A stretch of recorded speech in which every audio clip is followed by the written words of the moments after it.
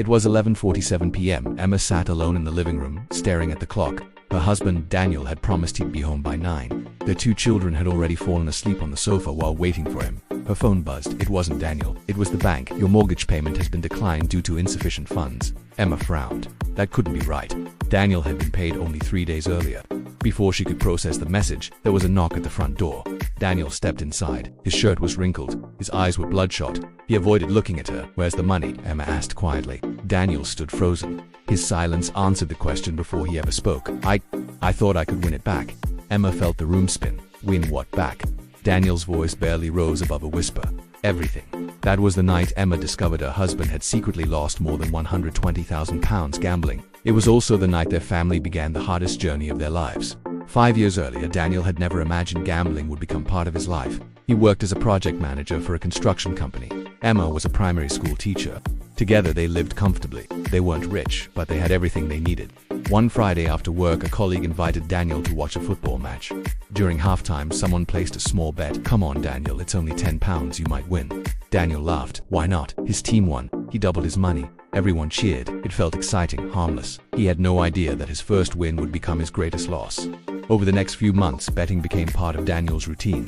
Football on Saturdays, horse racing on Sundays. At first, he always set limits. £20, maybe 50. But something subtle began to change. He stopped gambling to make money. He started gambling to recreate the feeling of winning. The bets became larger. £100, 500, then 1,000. Each loss convinced him that one more bet would fix everything. Instead, it only made the hole deeper.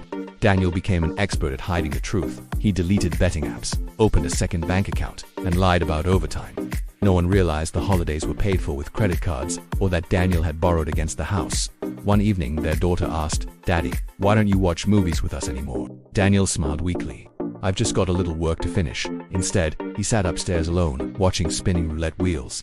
The breaking point came on the day Daniel believed he could solve everything. If he won, he could repay every debt. He transferred almost every remaining pound they had. He pressed confirm bet.